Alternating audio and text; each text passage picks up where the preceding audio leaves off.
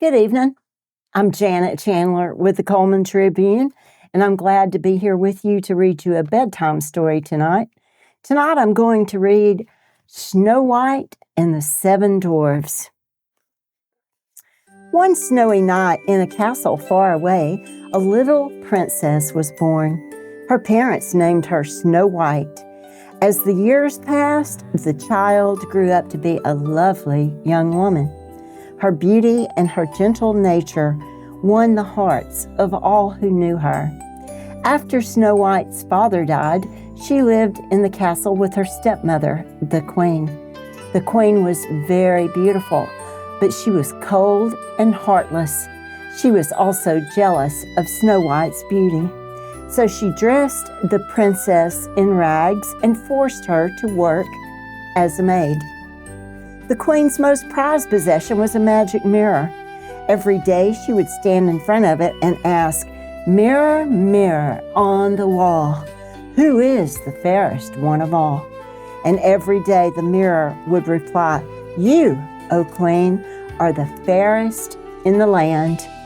While the queen spent her time admiring herself in the mirror, Snow White worked long hours in the castle. She always did her chores with a smile, often singing while she worked. One day, as she drew water from the well, she sang a song about her fondest dream. She wished a handsome prince would come to the castle and carry her away. "Please make my wish come true," whispered Snow White. No sooner had she said these words than a handsome prince appeared next to her. Snow White gazed shyly into the prince's eyes. The prince fell in love instantly, but Snow White suddenly became frightened and fled to the castle for safety. That evening, as usual, the queen asked the mirror, "Mirror, mirror on the wall, who is the fairest one of all?" But this time her mirror replied, her lips blood red, her hair like night, her skin like snow, her name Snow White. The queen was so furious that she immediately called for her huntsman. "Tomorrow, take Snow White deep into the forest and kill her," she commanded. Then she gave the huntsman a jeweled box and told him to bring her proof that he had obeyed her order. The huntsman feared the evil queen and promised to do as she wished. The next morning, the huntsman took Snow White deep into the forest. He watched as the princess stopped to place a baby bird back in its nest. At that moment, the huntsman knew he could never harm this kind-hearted girl. He fell to his knees and begged her forgiveness. "My dear princess," he said, "you are not safe. The queen is jealous. She has ordered me to kill you, but I could never hurt you. Quickly," he added, "run into the forest and never return." Snow White was frightened by his words, but did as she was told. She ran and she ran until she could run no farther. Lost and alone, she sank to the ground and sobbed herself to sleep. The huntsman placed an animal's heart inside the box the queen had given him and presented it to her that night. The evil woman rejoiced, for she believed the huntsman had carried out her order. "Now I am the fairest one of all," she exclaimed triumphantly. When she awoke the next morning, Snow White found herself surrounded by forest animals. Curious birds, rabbits, squirrels, chipmunks, and even a mother deer and her fawn crept up for a closer look. Snow White laughed. She didn't feel lonely any longer. "Do you know of a place I can stay?" Snow White asked her woodland friends. In response, two little birds chirped excitedly and began to tug gently at her cape. Snow White followed her new friends to a tiny cottage nestled among the trees. "Oh, it's just like a doll's house," Snow White exclaimed. Since no one seemed to be home, Snow White stepped inside. "Oh my, what a terrible mess," she cried. She stared in wonder at 7 little chairs. "7 children must live here," she said. "I'll just tidy up a bit and surprise them. Perhaps they'll let me stay for a while." Snow White began to clean the cottage. The animals helped her sweep and dust and wash and scrub. Soon the cottage was neat and tidy. Snow White went upstairs where she found 7 little beds lined up in a row. Each one had a name carved on it. "What funny names for children," Snow White said as she read the names aloud. Happy, Dopey, Grumpy, Sneezy, Bashful, Doc, and Sleepy. Then she yawned. "Oh, I'm a little sleepy myself," she said. Snow White lay across the tiny beds and promptly fell asleep. Meanwhile, 7 little men were hurrying home from a hard day's work in the diamond mine.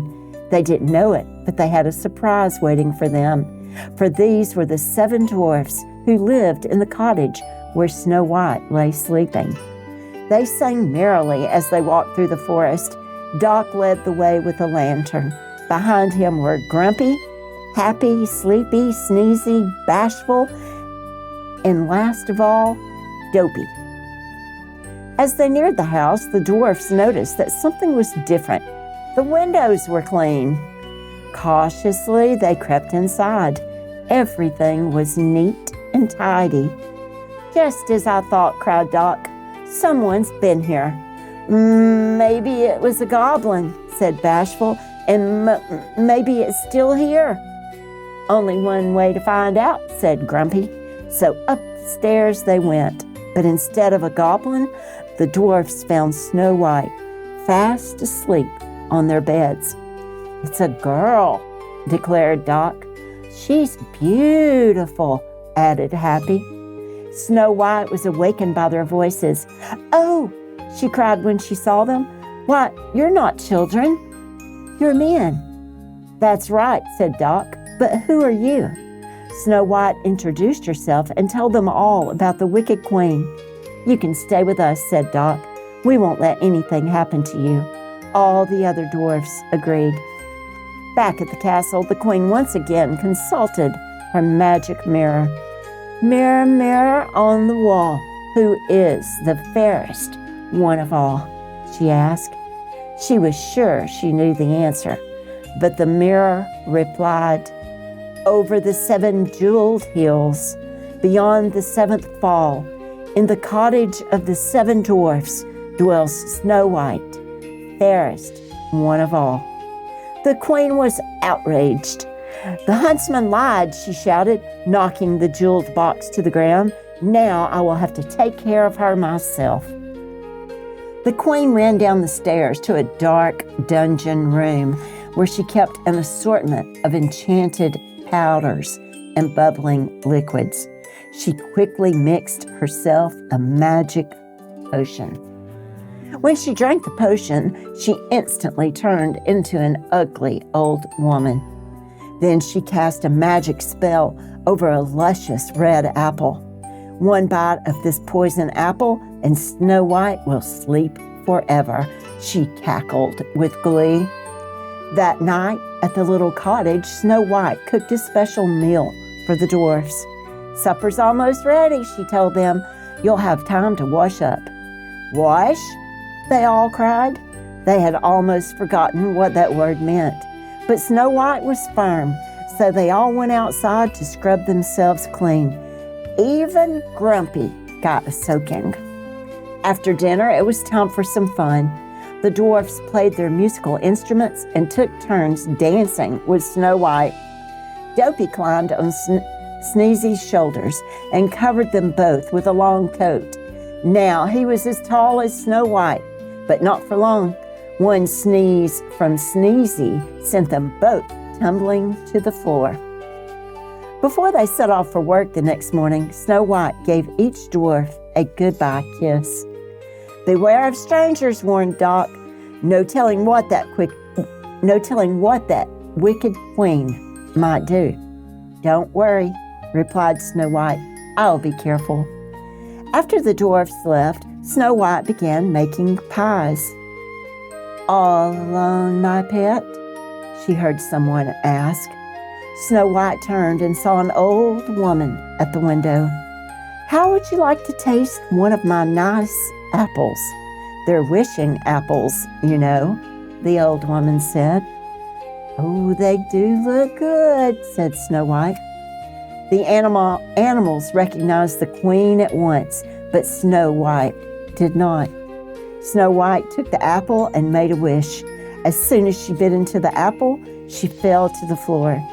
Only love's first kiss could wake the sleeping princess. "Ha ha ha," cackled the queen. "Now, my pretty princess, you will sleep forever." The animals hurried to the mine. They tugged at the dwarf's clothes until the little men understood that something was terribly wrong. The dwarfs jumped onto the deer and headed for the cottage. On their way, they spotted the old woman and recognized the queen in her disguise. "Follow her," Grumpy shouted, so they chased her all the way up a steep cliff. The queen reached the top of the cliff and was trapped on a narrow ledge. She was about to push a huge boulder onto the dwarfs when a bolt of lightning struck the ledge. With a horrible scream, she fell to the jagged rocks below. The wicked queen was gone forever. When the dwarfs finally arrived home, they found Snow White asleep on the floor. Nothing they did could wake her from her sleep. With tears in their eyes, they gently laid Snow White on a bed. The next day, the dwarfs built a golden casket for Snow White. It was covered with glass so that they could always see her. Then they carried the casket to a peaceful glen in the depths of the forest, where the tall pine trees carpeted the ground with their fragrant needles. For many days, the dwarfs stayed by Snow White's side, hoping she would wake up. But Snow White slept on and on and on. Meanwhile, the lonely prince had been searching for Snow White far and wide. One day, he heard of a beautiful maiden who slept in a golden casket deep in the forest, surrounded by 7 little men. Finally, he came upon Snow White. He lifted the heavy glass lid. "My beautiful Snow White, at last I have found you," he whispered. Then he kissed the sleeping princess. Snow White opened her eyes. The spell was broken. The prince gathered Snow White in his arms and lifted her onto his horse. This time, Snow White was not afraid of her handsome prince. "Goodbye," she called out to the dwarfs. "You have been good, kind friends. I will never forget you." Snow White kept her promise. She included the dwarfs in all the festivities at the castle, where she and her prince lived happily ever after. The end. I hope you have sweet dreams. Good night.